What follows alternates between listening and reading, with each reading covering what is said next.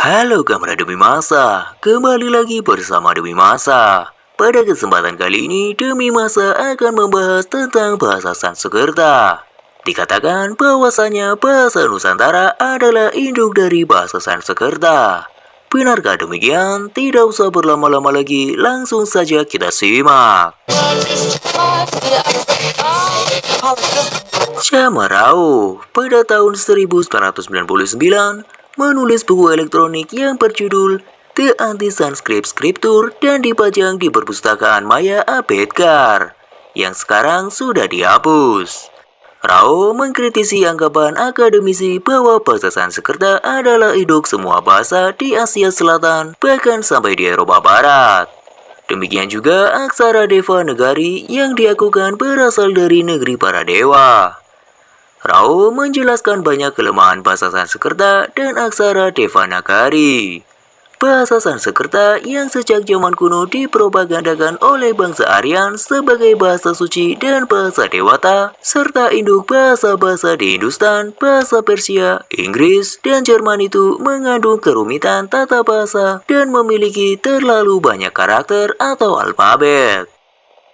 Rao membuat daftar perbandingan jumlah karakter bahasa-bahasa primitif atau Sanskerta digolongkan primitif sebagai berikut.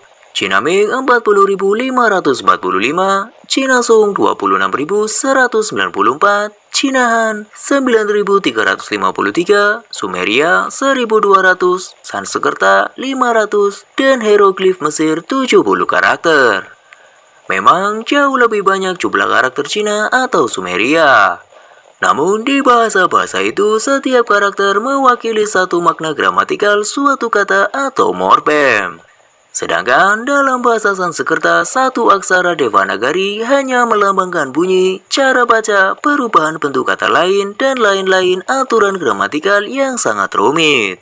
Sedikit mirip dengan huruf-huruf Timur Tengah seperti Ibrani dan Arab tetapi jauh lebih rumit. Belum lagi tata bahasanya yang tidak konsisten sebagai kelompok bahasa daratan Asia Selatan ke Barat. Bahasa Sanskerta tidak membedakan jenis kelamin, tidak mengenal tenses, tidak ada konsep tunggal dan jamak, serta tidak ada partikel, tetapi banyak sinonim dan homonim yang mirip dengan kelompok bahasa Nusantara. Anehnya, kosakata bahasa Sanskerta banyak yang mirip bahasa-bahasa Asia Selatan, Asia Barat, hingga Eropa Barat. Kesimpulannya, bahasa Sanskerta dan aksara Devanagari adalah rakitan dari berbagai bahasa.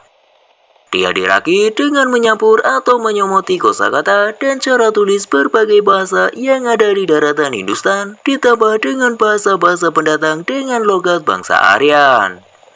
Hal ini juga dibuktikan bahwa penutur aktif bahasa Sanskerta pada tahun 1921 tinggal di sekitar 356 di seluruh India, Pakistan, dan Bangladesh sekarang. Dan pada sensus tahun 1951, hanya ada 555 orang penutur Sanskerta dari 362 juta penduduk India. Bahasa Jawa, Sunda, Bali, dan Indonesia justru mengandung sekitar 50% kosakata Sanskerta. Jangan-jangan justru orang Aryan menyomot sebagian bahasanya dari bahasa Nusantara sebagai bagian bahasa rakitannya. Karena secara praktis justru penutur Sanskerta itu jauh lebih banyak di Nusantara dibanding penutur di India.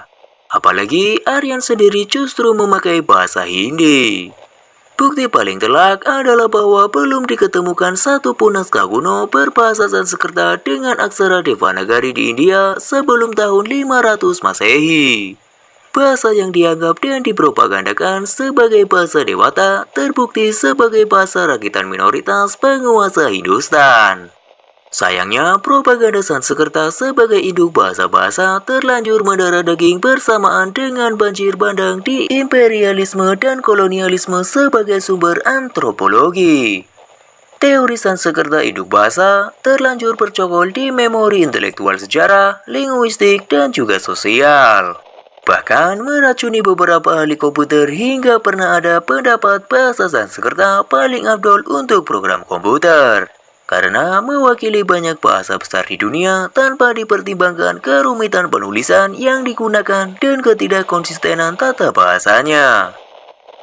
Seorang agronomis dari Haryana University, Profesor Ashok Kumar, tahun 2003-2004 tinggal bersebelahan kamar dengan penulis ketika berbincang masalah bahasa. Ia sangat heran dengan bahasa Indonesia. Pertama, dia heran penulis memberitahu bahwa language itu bahasa. Dia heran karena bahasa Hindi dan Bengali, language adalah bahasa. Dia lebih heran lagi ketika penulis katakan bahwa dalam bahasa Jawa berbunyi boso. Dia bingung dari mana istilah bahasa, boso, dan bahasa itu berasal. Keheranan Profesor Kumar kedua adalah tentang jumlah bahasa di Indonesia yang ratusan. Tetapi memiliki satu bahasa Indonesia yang dapat diterima oleh hampir semua orang Indonesia. Sehingga dia pernah bertanya, "What language do you speak?" ketika penulis asyik berbincang dengan rekan dari Aceh dan juga Bali. Penulis juga heran sendiri karena antara bahasa Jawa, Sunda, dan Bali itu banyak mengandung kosakata kawi. Sedangkan hampir 80% kata bahasa Melayu asli punya akar kata kawi. Menurut Wojo Wasito atau Sweet Mulder. Kenyataan itu sangat berbeda dengan negerinya yang besar. Negerinya punya keragaman ekologi dan ekosistem yang spektakuler. Jadi, bahasa manakah yang bahasa induk, Sanskerta, atau bahasa-bahasa Nusantara yang diwakili oleh bahasa Indonesia? Sayangnya bahwa dalam sejarah penyebaran manusia, bangsa Nusantara terlanjur dianggap sebagai pendatang dari Indochina. Meskipun penulis secara pribadi tidak menemukan sama sekali kosakata Indonesia atau Jawa yang mirip dengan kosakata Burma.